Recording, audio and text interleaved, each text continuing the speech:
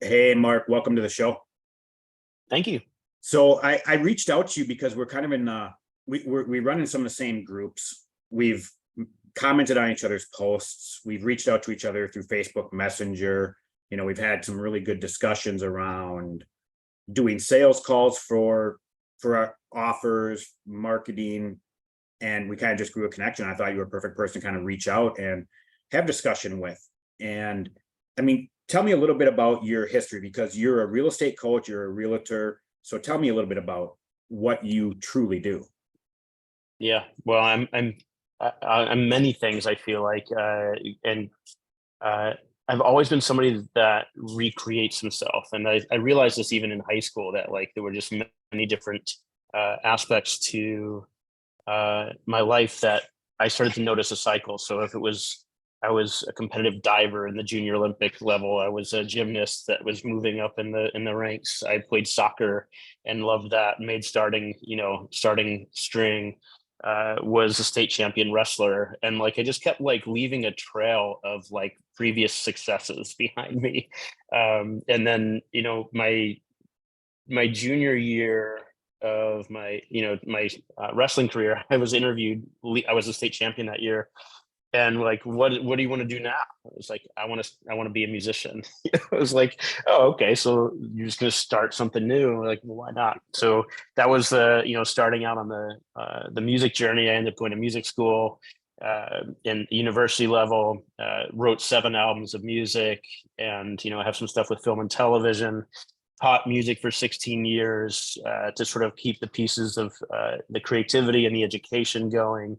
All levels of guitar students from second grade through adult, and percussion ensembles and general music classes, 3 different schools. So always just sort of piecing it together, right? Any way that you can make, That's a wide range. yeah, a living doing what you love. And there were times throughout that process that weren't so smooth either, where you like all of a sudden you realize like I'm getting up at 7 a.m. and I'm going to this school, to that school, to that school. And then I'm going to people's homes to teach guitar lessons. And it's now 9 o'clock at night and I haven't done anything for myself. Yep. And, suffered some burnout and exhaustion and some, probably some depression from that as well. But then, from a situation with the school I was at, where I was there for 16 years, the administration changed, and all of a sudden there was just like, nobody here staying. You know what I mean? It's like it was an obvious, clear, like everybody get the fuck out. I'm sorry if I'm not allowed to curse, and it was just very clear everybody leave, and they made lives miserable. And so that one job was me. And when they said, okay, your new job is you're going to come in early and you're going to teach songwriting, and then you're going to, lunch break, you're going to teach recording. And then after school, you're now going to coach wrestling. You're going to coach ceramics as well. And you're also going to coach ultimate Frisbee. And I was like, okay. So from 2 days a week to 5 days a week. So that means what's my new salary? I said, no, that's just your new job. Yep. And it was like, okay, no. So, and I just knew that I couldn't do that with joy.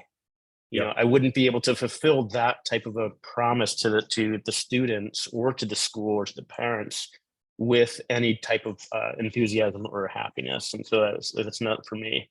So at that time, being a real estate investor, I got my license and just made that leap. Like, this is what is available to me. And I realized when I had my first interview with the first brokerage is that their expectation was anybody who's come and work with our brokerage needs to make or sell at least $5 million worth of property. And so I was quickly doing the math. It's like, okay, well, that's $80,000 a year.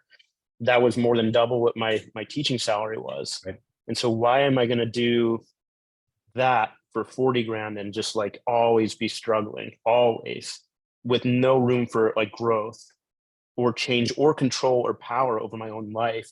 So I got my license, and I was one of the few that, I know that I'm not the only one, but I was one of the few that was just really successful really early on. It was hard. It was scary to give up a paycheck to go and be a gig worker. Essentially, I was already a gig worker as a musician, but that was supplemental. This was the primary, right? Your paycheck is a closing, and those can take Mark, 30 to 60 to 90 days. if we back up there a little bit, so many Sure. people jump into real estate and a lot Mhm. drop out after like a year and a half because they haven't made any money. Mhm. Why do you think you were so successful right out of the gate?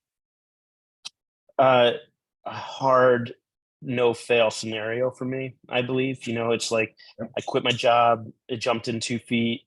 Uh, I guess like my education background, my performance background, my engagement ability with people, my ability to sort of quickly recognize what people's needs are, being engaging and welcoming into uh, my ecosphere, like my sphere. Yep. I felt like I was able to connect with people and learn really quickly what was important to them, what they needed, Okay. and then become a guide.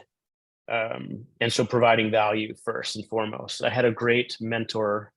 I think my 3 months in, I met a mentor who gave me. I went to. It was 4 weeks of training, four single days, but they were all day long, and like I felt like I was being brainwashed.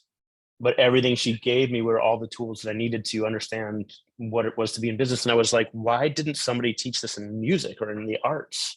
Because everything made sense. It was just never taught. So it was just pretty interesting. But I worked my ass off. Yeah, and you bring up two different sides of the coin there. One was your personal background, right? Like you went from athlete, musician, all like you said earlier, all these little minor successes. Now you're moving to something else because I'm sure you had a coach with all of those as well. Now you move In into a sports, brand, yes. yeah, because you Mhm. have to have someone there to really show you how to get better, where you're lacking. Lots of times we don't see that as entrepreneurs. But you said, hey, I also had a really good mentor that spent 4 days with me to really walk me through the process of what it's going to take to be successful. Then you're able to use your self-discipline, your dedication, your work ethic, your ability to communicate with people, which I think is very under discussed whenever you're looking at any sort of product, service, or company. And so all of those kind of came together and you were able to put things into action immediately there. Yeah. What was a relatable and transferable skill, like as a musician and somebody who was a gigging performer, I took it upon myself, and I know that with people who are top notch performers, Beyonce and Amos Lee, and all these people that have like production companies, and they don't really do their own work anymore. They just do the performance. I had to make that happen for myself as a musician. So it was for me. It was like, where are the venues I want to play within a 5 mile radius? Who are the bands that are playing there? That are of a similar caliber. Where are they gigging? Let's get in contact with each one of them and let's have a relationship. So when they come to Philly, we'll gig with them and we'll support them. And when we go out on the road, we can do something together. Those were the skills that were needed in real estate, right? Connections, searching out for opportunities and looking for ways that, to build connections. And so that worked really well in real estate. And I spent about 2 hours a day doing that as a band leader. So I did that. I just moved that over to real estate. And that was, I think, one of the massive keys, right, of success for me. It was already something I was doing. Yeah, and networking for any business is super important. And tying that back into what you said earlier about giving people value, right? Like that's a pretty catchphrase type of situation. I knew what you meant. Some people that might be listening to this might understand that. Other people don't understand what value is sometimes. So that skill of networking is utmost important, but putting that person's needs before you thinking about a sale, and that's where value is brought, right? What can I give this person that's going to help them move forward to success, whether they work with me or not? That's kind of always my point of view of value. So you're taking your networking skill, describe that networking skill. It's something that probably seems second nature to you because you were doing it. So what did you do for networking standpoint being a real estate agent? Well, I like to teach to because it's what worked for me is to follow your passion. So I think if I look back, I'm an ultimate frisbee. Well, until my recent hip injuries, played ultimate frisbee competitively for a long time, and so each season for me, there are 4 seasons out of play. You're paired with 17 new teammates, and there's a lot of overlap. Sometimes you play with the same people, but and then in that community there was always the opportunity to barbecue and hang out after games and sort of it was a community.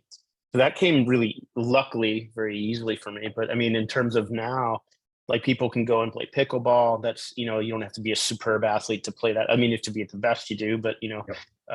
if you like to hiking, if you like tennis, if you like, ceramics, if you're an artist, doing, drink and draws or whatever it is Yep. that you can do to sort of get you out of the house, get you in front of people, talking to people, but it's something that you love to do. So it's always comes up, like what you do, Yep. people are curious. So it's secondary, but primary at the same time. Agreed.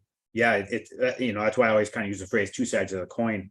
That was something that always really served me really well too when I started in the fitness industry. And I kind of the same experience as you did, to where you start your day at 5 a.m., work until 9 p.m. I was energized coaching people all day, but I was not joyful in the rest of my life because I didn't have a life.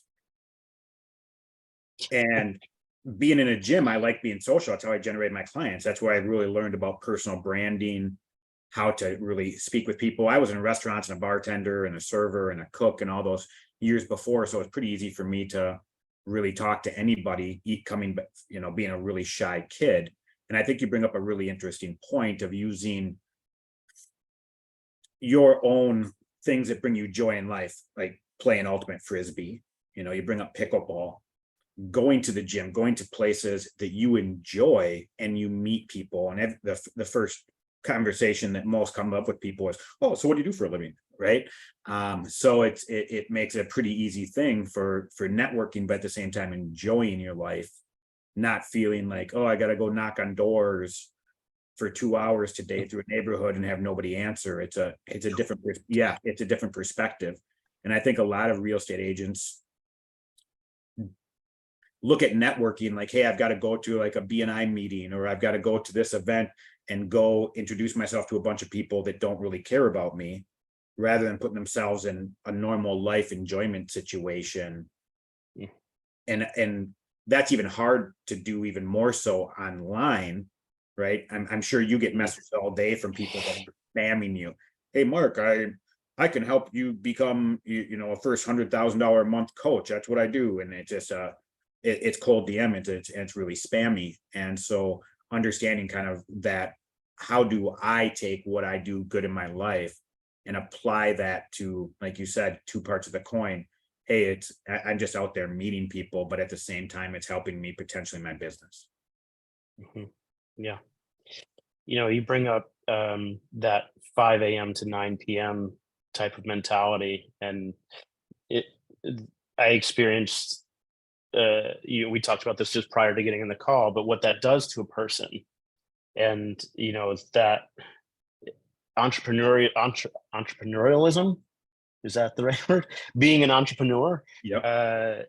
and being an owner of your own business is this was one piece of advice that I got early on, which I was told but needed to experience to fully understand, even though I had been through it as a teacher.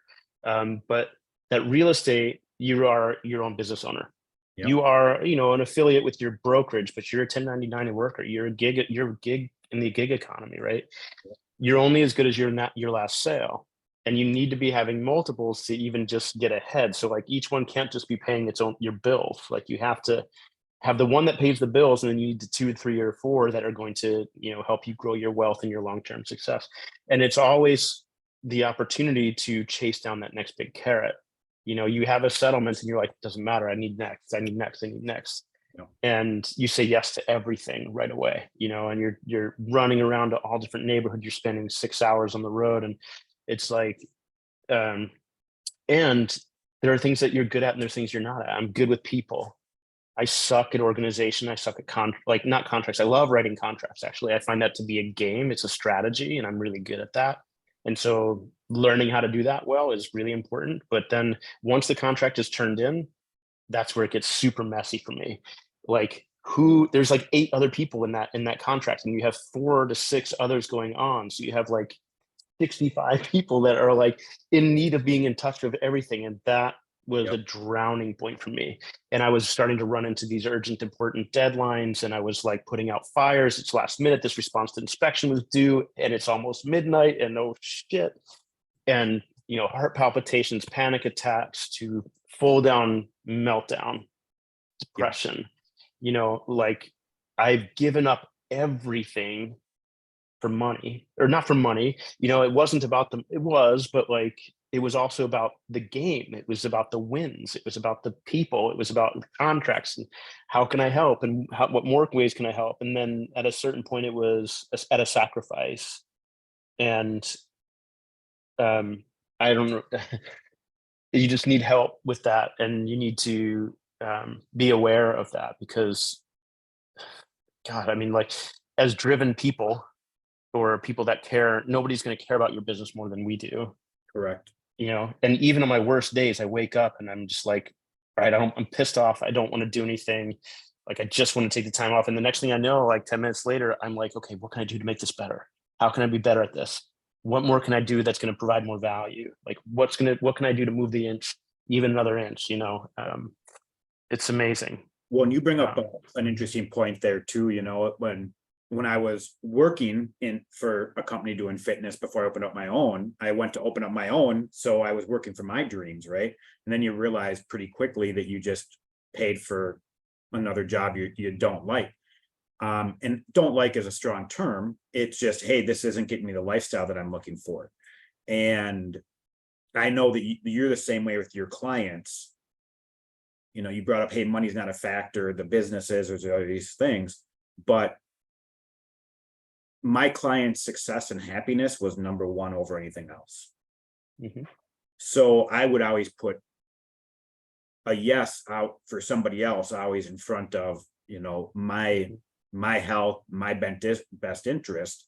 And there's times being an entrepreneur and a business owner, a real estate agent, that, yeah, you're going to have long hours, but to have every day be a long hour and always be like you said, putting out fires. I mean, it's still hard for me sometimes to go, here is my work commitment, here's my life commitment, and separate it to where if I'm not working, to not be beating myself up mentally, like, hey, you're not doing something productive.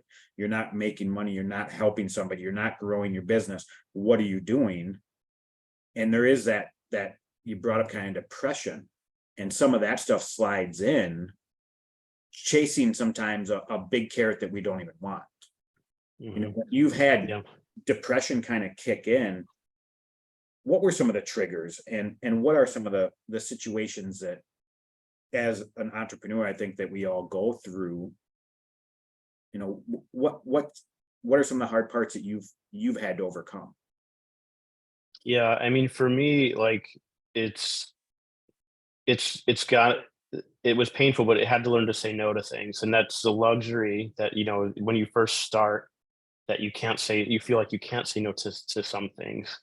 But my renaissance after my depression, which took about a year to sort of move through, with meds and just some self-care, was to set really clear boundaries. So I don't travel more than a half an hour ever anymore. And if it's outside of that range, I refer it. So, I can still earn a 25% commission on something and I don't do anything. And that became really important during it's still the current market. When you're working with buyers, there's still 16 offers in the suburbs in Philadelphia. And so you're running around, you're in a rush to always show properties to clients who are hot, who should be getting your attention, right? Because they're making offers, and those are our primary customers that we're giving our first attention to, right? They're paying our bills next month. We're not looking at the people that are paying our bills in 6 months, because we're not really out showing them properties yet. We're providing other types of value for them. And, the one client that I sent, it was an $800,000 house, that they ended up purchasing. My friend and trusted colleague showed them, I think, 48 properties over the course of like 3 months. I mean, I can't even count the amount of hours that is. She wrote, I think, 15 different offers with them, coached them through that disappointment of not getting them before she finally was able to, and she's a great agent. They were writing really good offers, to finally getting that win, and, got a $7,000 check. And all I did was like, that's not the neighborhood I choose to work in. Like, I just don't go out that far. Will you take care of them? Absolutely. And then we co-listed some more properties as well. We still are collaborating that way. But I mean, for me, it's like, that would have made me miserable. Yeah. The amount of hours I wasn't home. I'm still a musician. I'm playing guitar. I'm learning mandolin. I'm writing songs. Like I have a dog, I have a husband that I love to be here with. We love our home. Just being home is my happy place. Yeah. And to be able to have delegated and offset some of that stuff is incredibly important, so that's one thing, is just boundaries. And another part I would say, and then we can get off this, is like I think COVID helped me a lot. Like honestly, it was like this big, like, like I have no control over this, let me just focus on what I can control. And that um just, I don't know, I think that just that time management and setting aside time for myself first. I get up early now. I used to be a night owl. I used to have FOMO about going to every concert, and like had to network with my musician friends and had to be on the scene. And like I was still sort of going through that, even though I'm 47. And you know Yeah. but I was still an active part of that music scene. I was looking for gigs. I wanted to make sure that people still knew I was creating and making music and supporting my friends in their arts and their professions. But when that happens, like there's no FOMO. I'm not going out. So I started getting up at 5:30 in the morning to make music time before I started to work at 8. Wow. So Yeah. 5:30 to 6 is like getting out of bed, making coffee, doing a little yoga, to then doing something I love for myself first. So if I never get back to the guitar that day, I still feel great because I did something for myself first. Right. And then I can work away the rest of the day as long as I like it. And that was also a really important change for me. But the key contributing factors to the depression was just the, like, being out of control, Yeah. conflicts with co-op agents because we're like stressed about the negotiations and the deadlines are coming up. And you know just feeling like you miss something, just like always going to bed like, oh shit, did I miss anything tonight? Like that panic and that worry of just like, so getting the help where you're weak, getting people like the Who Not How, which is a great book, by the way. Really great book by Dan Sullivan, to get people to help you where you're weakest at, and have them do the things that you suck at and really focus on your strengths. I got some help with my contracts. I got some help with my social media, and I only do my relationships, you know? Yeah. And I think, you kind of hit the nail on the head. I think every entrepreneur goes through it. One of my favorite phrases is, comparison is the thief of all joy. Yep. And we oftentimes, if we use real estate as an example, if we use online coaching business as an example, whatever it may be, you're looking at someone that's at the top 1%, right? Like if I look at Michael Jordan being the best basketball player of all time, I don't put myself down for not being as good as Michael Jordan because I just will never reach there. But sometimes when we get into a situation, especially, you and I both having the tendency of, hey, 5 a.m. to 9 p.m., we did that for a long time. Then when we switch into a different career, we look at people that might be making $100,000 a month or $1 million a month, whatever it may be. And we try to compare ourselves to them and we put ourselves down. Like, I'm not good enough. I'm not at that level. And COVID made you, and I was actually just coaching one of my clients, and actually a really good friend of mine just about a month ago. His goal has been for a while to hit $100,000 a month. Mm-hmm. But he's been burning himself out, and it's put him in depression.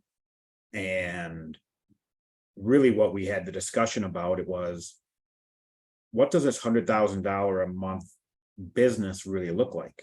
Because right now you're at 25K. So we've got to 4X this to get you to that goal.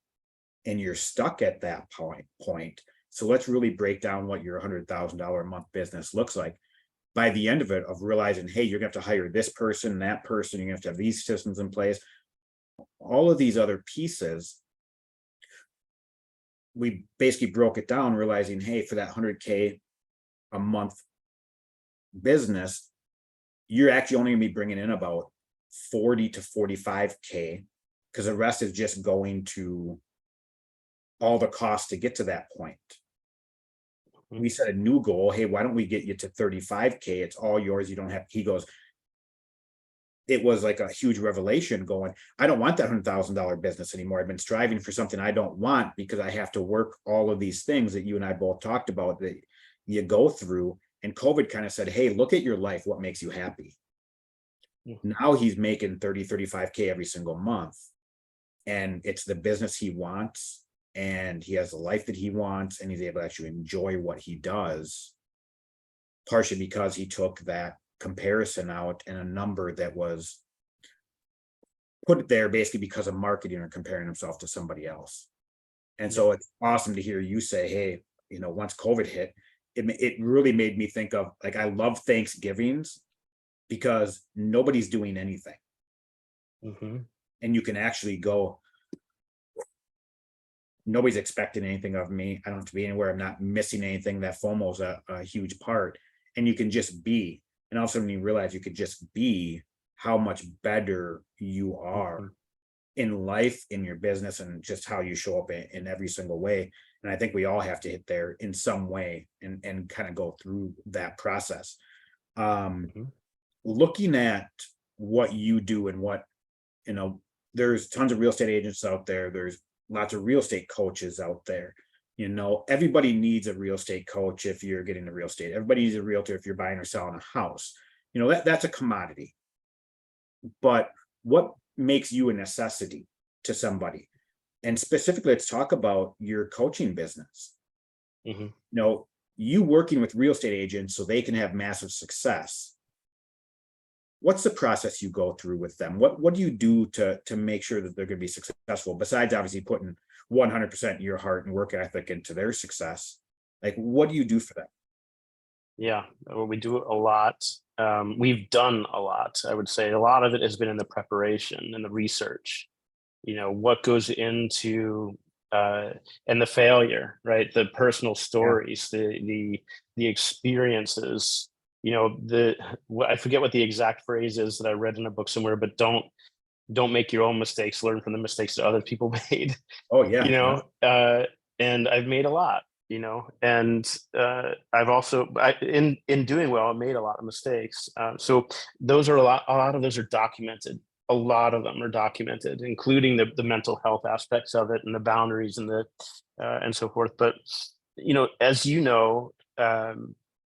whether or not you believe in it or not, but I mean, I talked about that reprogramming, right? When my first mentor, it was basically like, what is the mind doing? you know and I think that as a creative person, you know one who perhaps believed that in order to have highs you had to have lows, or in order to write a good song you had to feel depression and the darkness, um and just the stories that go on inside our heads Yeah. that are, when left unacknowledged, can run your life without your intention. And what Napoleon Hill calls this hypnotic rhythms, which I thought was really cool because it's rhythms, it's hypnotic rhythms. But it's just that, like, we wake up every day in a shell, and we just sort of just move through space and time, or we can really be intentional with what it is that we want out of life and what we want out of our day. And I think that, and this is a constant challenge. I still struggle with this, but it is there every You are day. And human, even, right? uh, yeah, just trying to even understand breath work. My bandmates sent me a video of Ram Dass talking about meditation and being present. And I've read like the Surrender Experiment by Michael Singer, and like just that sort of like the presence of being present. um, so understanding that is a key starting point, I think, with anybody. Is like, where are you as a human being? What is it that you need? Like, how can we get that covered? And then how can we address? And I think that, like, for myself, coming from a position where I was never making any money, I was poor, I was broke, like robbing Peter to pay Paul all the time, and was a relationship with money that was bad. And as an underemployed teacher at a private school in Philadelphia, I remember hanging around at a charity event with the parents that were sending their kids to these schools, who were spending, $25,000 a year per kid.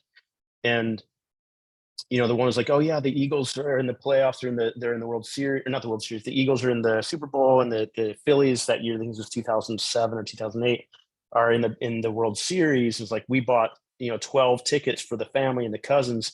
It cost us $40,000. And I'm sitting there like, you spent my yearly salary on a weekend's entertainment. Yeah. It was like a hang up with like what that was, what money means, and what it means to different people.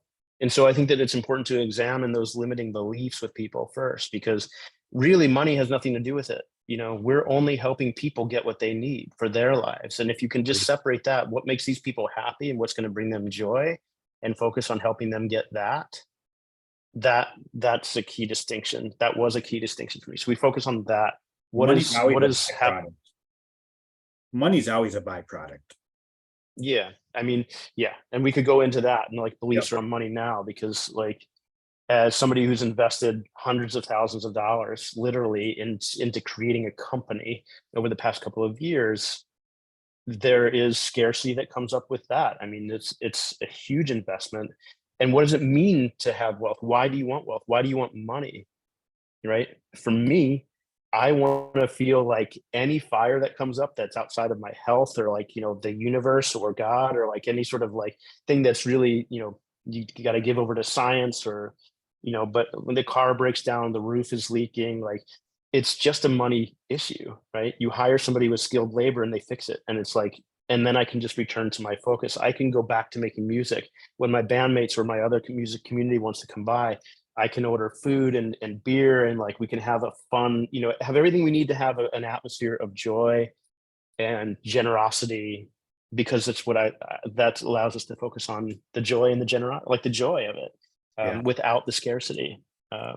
You kind of brought up, like not having time by yourself as an entrepreneur, and where it kind of can take you. And so really getting someone's mindset right. I always like using the phrase, an unfocused mind is like a devil's playground, right? Like unfocused on a goal and a task. If you're sitting there by yourself for an hour, how dark can you get, or how distracted can you get? And then tomorrow is not set up, and you kind of get, I can't remember the phrase you use, but it's these just pattern loops we get stuck in, right? Mm-hmm. And so having hypnotic rhythms, and having a mentor break you out of that and kind of show you some of that, because being an entrepreneur, you have to be pretty self-disciplined to be successful as well, because it's really easy to go waste 4 hours doing absolutely nothing, right? Mm-hmm. And so having somebody guide you through that, like yourself, if like I was getting into real estate as an example, having you to support me to make sure, hey Scott, these are the 2 tasks you're getting done today, here's why you're doing it, here's a result we're going to get from it, and then hey, we're repeating that tomorrow.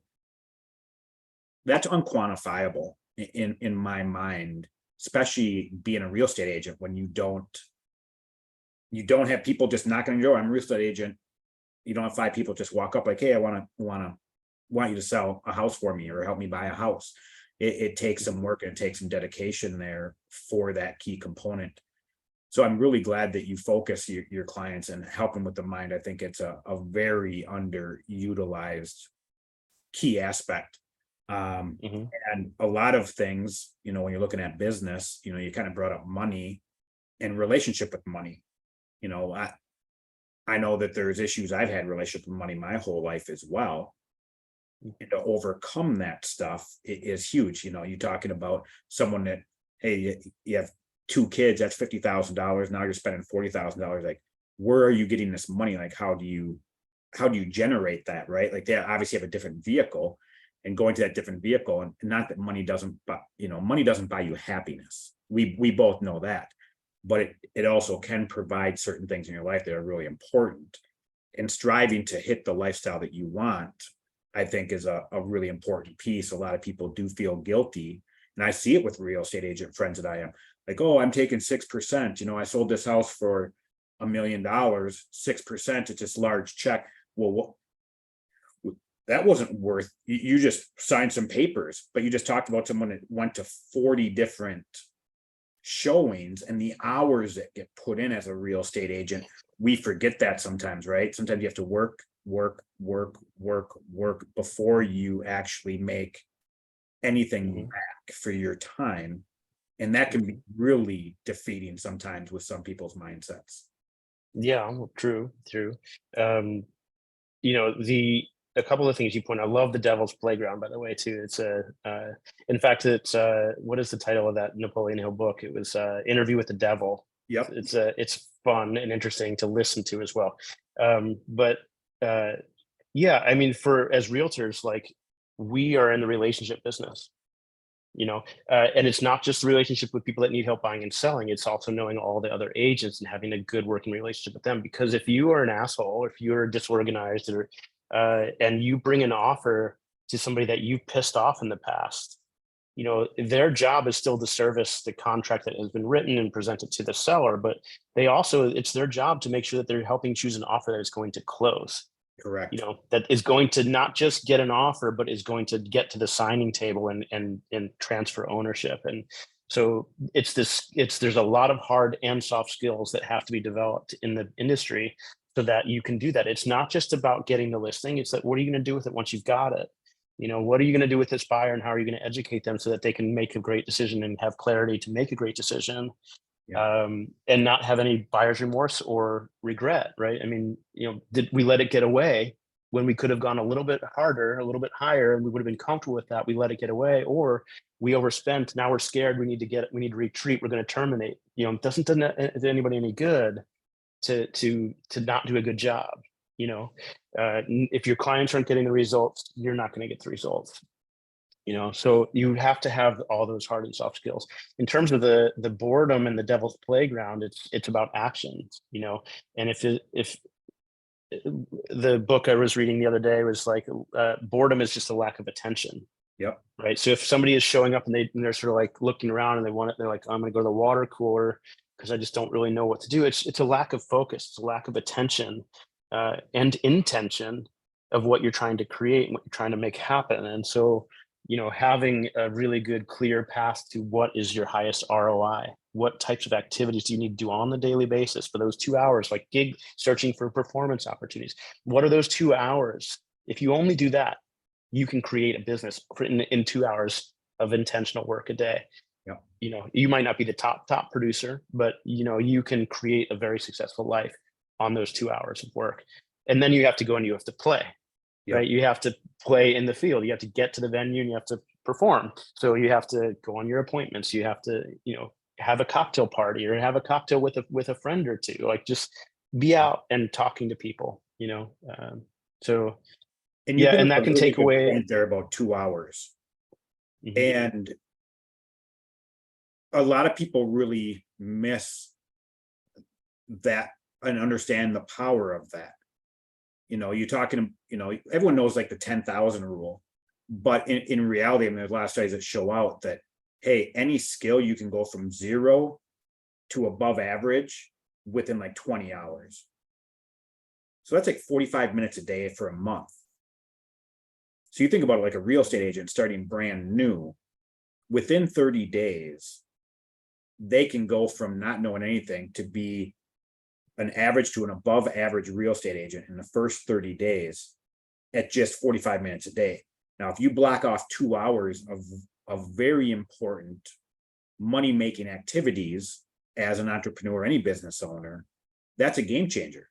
But most people have that 2 hour block broken up to 15 minutes here, 15 minutes there, and they're wasting all these hours. And all of a sudden you're stuck in the 5 a.m. to 9 p.m. thing, thinking you've been working all day, when in reality you've been just stuck spinning your wheels. Mm-hmm. And those 2 hour blocks, it's almost like putting a magnifying glass and having the sun shine through and just laser burning something. That hyper intense focus for that 2 hours, and you could hyper focus for an hour from, let's say, 10 a.m. to 11 a.m. and then from 2 to 3. And that will completely transform your business. Mm-hmm. And those actions can completely transform like a real estate agent and their make or break or success, because lots of times they won't do those things. And that's again where you start getting some of that depression, like, I'm doing all this stuff but nothing's happening, right? And then all of a sudden now you're spending a whole week not even focused on real estate just to escape it. And you get stuck in these cycles. Huge. So do you have 2 hours every single day that you focus just on real estate? Yeah, so my focus and attention is shifted to the coaching. So, but yeah, so I'm still in both fields. I'm still selling. Um, and I just want to make one quick comment in that, like, those 45 minutes a day as a realtor in a month, it's going to take a lot longer than that to It will, become yeah, yeah, sufficient. And because correct. it's no transaction, you can do 100 transactions, you're going to come up with new problems from every single one. You're never done learning. And I would encourage anybody that's coming into the real estate business that to have that mindset of mastery. You're always going to be able to improve on something. Yes, you're going to improve, but and anything that they teach you in the real estate school to get your license has nothing to do with what you're going to do in the real estate practice. You know, you have to understand the contracts, you have to understand negotiations. So, but your point is well taken. And it brings up, because you said the 10,000 hour rule, it's like the Bruce Lee. It's, I fear not the man that has 10,000 kicks, but the man who's practiced one kick 10,000 times. Yep. And so that 10,000 practice is those 2 hours every day. It's the 2 hours of business development every day. And that is something that we focus on. You have to understand, entrepreneurs have to understand, it's like, it's good soil.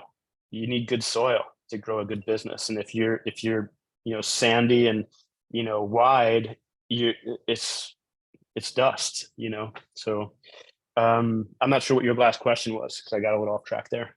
No, and I'm glad you brought that up, and to the point of, just like being an entrepreneur, we've got to wear a bunch of different hats. We need a bunch of different skill sets. So does a real estate agent, because again, you're essentially an entrepreneur. That yes, in 30 days, you don't go from knowing nothing to you're selling $1 million a month and it happens magically overnight. But you can focus on, hey, I need to get really good at this part of being a realtor, this piece of the skill set. And within 30 days, it can be a game changer. And then the next, and you keep building that month after month after month, and you keep learning and growing as a person, as a real estate agent, the pieces that are there. Looking at, let's say I see your ad, or I see you on social media. I know that you're a real estate coach. I'm thinking about getting into real estate. I mean, what's some value and advice you would give me before even thinking about working with you, and then the importance of working with you? Repeat that, please, the first part. If I'm thinking about getting into real estate, what's some advice and value you'd give me about making the choice about jumping into real estate? Yeah. Because it's not good for everybody, right? Let's be honest. No, it's probably not. Some people are going to be more in tune with the transactional side, the people who are really good and don't want to be out in the field, but real estate agents, there's tons of opportunity to help realtors, whether it's with their social media, with their transaction coordination, being the person that takes their shitstorm, their Tasmanian devil life, and just filters it down into a nice, clean, sort of like organized system with lots of tabs. And, we all need that, so if you're not the one that wants to go out and show the properties and be in front of people, there's still an opportunity to help a real estate agent. It is an amazing career. It's one of the basic human needs. We need shelter. So what I would say to anybody is, I would just repeat almost the exact words that I got, which was, you can't really do it part-time and do it well. You really need to make the commitment to succeed. And so that's also going to be challenging for a lot of people. So, and it takes 30 to 60 to 90 days before you're probably going to get any real income. I mean, maybe you'll do a rental, which I would, if you choose to do, like, it has its own problems with loyalty, with people just not being loyal. You can show them a bunch of properties. Oh, I just rented something on Craigslist, or I just went to the building and it's like, okay, well, I just showed you 15 properties. That was like 6 hours of my life, and I didn't get paid for it. And you just like went behind my back and just rented something because you saw it. Like, that happens more in the rental. It happens in sales as well. But anyway, full time. I mean, it's like, in order to have the impact and the freedom that you're looking for in people's lives and in your own, you got to be in this to really succeed. So, fortunately, I had a couple of months of saved money. I got down to the last $100 I had before I started to succeed. It took me, I got my license in July, and I did one rental. It was an unpleasant experience. I had one referral, which was fine. Not a ton of money, but it kept me sort of like inching towards it. And then December, resettlements. The third one was for 1.5 million. I made half my teaching salary in a single sale. And then it was 3 in January, 4 in February, 6 in March, 2 in May. You know, it's like, it just became like, because it has a compounding effect of the work that you put in. I had the good habits. I had the success routines. I got good advice. And you're going to have to work hard the first year and a half to 2 years. Like there's really no getting around that. You're going to have to create the input, that momentum, and that system. So open houses and so forth. So be prepared to work hard. I was a musician. I'm a musician. I wanted to write music every morning. And I remember asking one of the agents that I kept referring business to before I was licensed with all my friends, I just want to wake up and I want to write music from 8 in the morning until noon. And then I'll do real estate. And she's like, Mark, I haven't not worked a 10-hour day in my life since, 2002, when I got my license. And I was like, okay, thank you for that. That was like, okay, like turn the switch on. This is what I'm going to have to do well.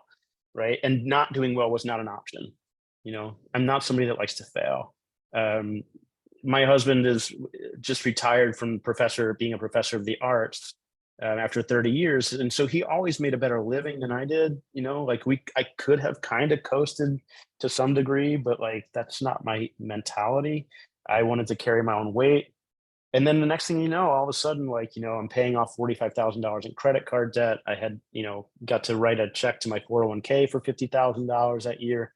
But then I also had to write a check to the government for $95,000. And, that was also a part of that total mental breakdown and panic attacks. Is like all of a sudden you're broke and after, earning a lot of money. And then why work with me? I mean, there are a ton of coaches out there and there's a ton of stuff that's going to work for people. Right.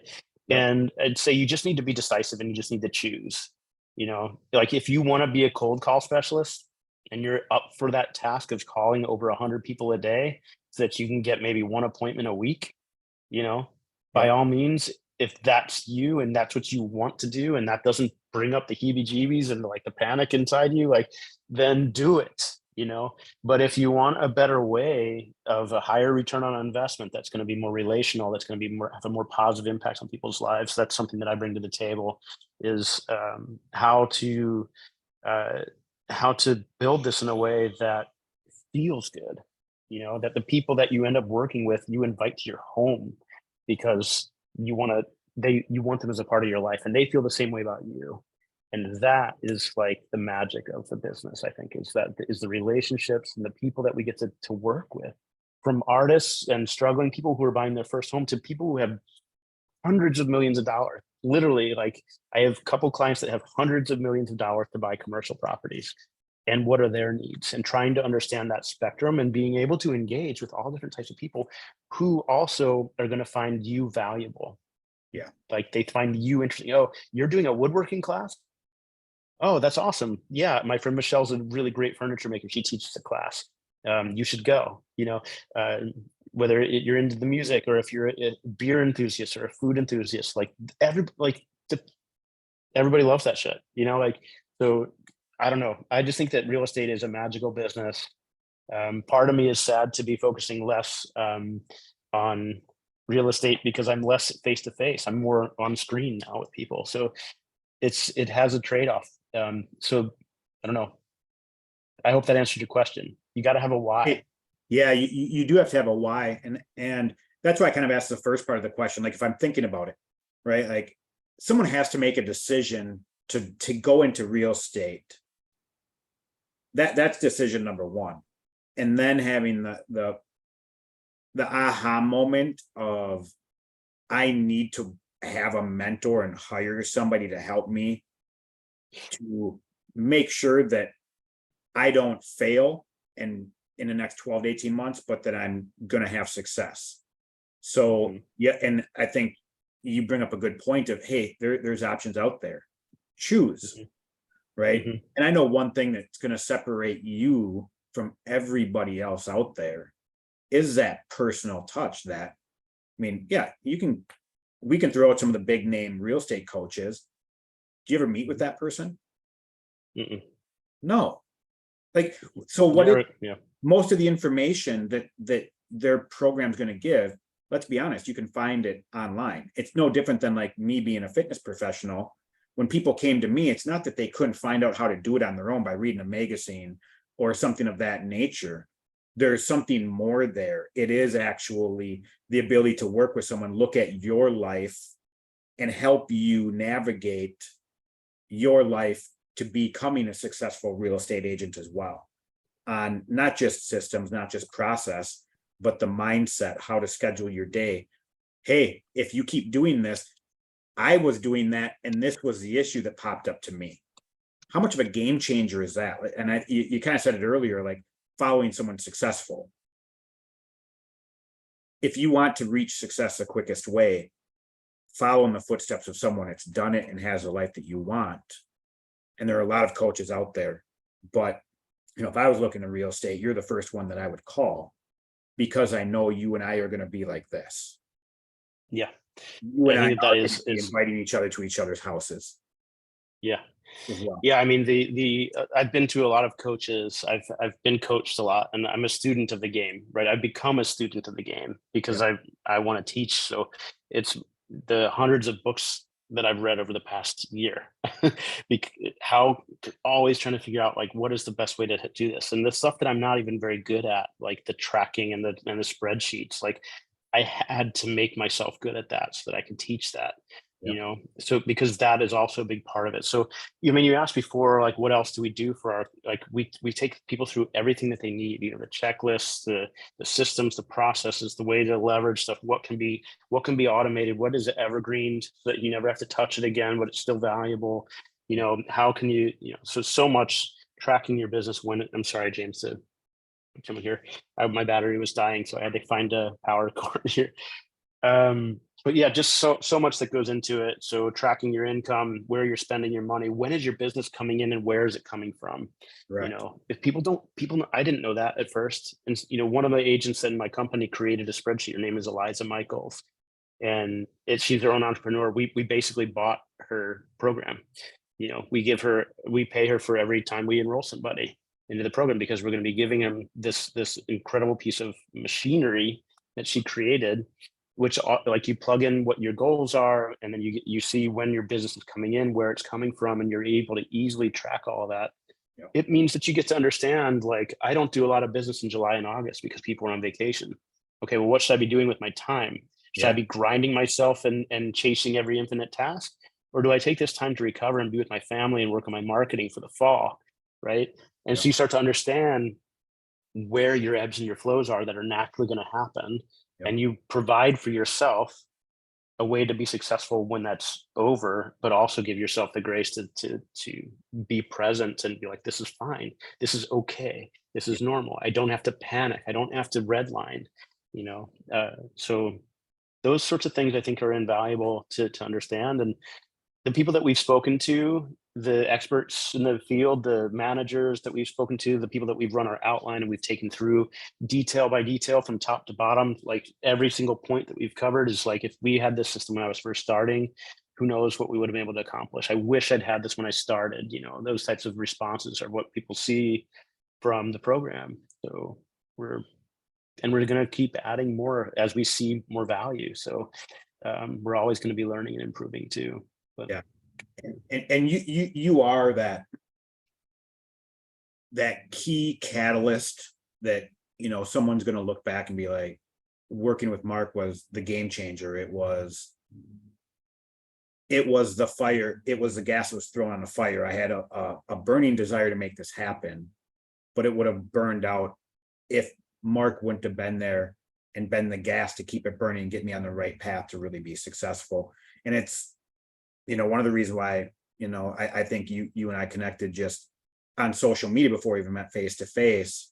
I could tell that about you, that you care so deeply about your clients, their results, even more so than yours is always going to put first. And I could tell that right off the bat from you. And I know that anybody that's going to decide to work with you is going to be in the best hands they possibly could be.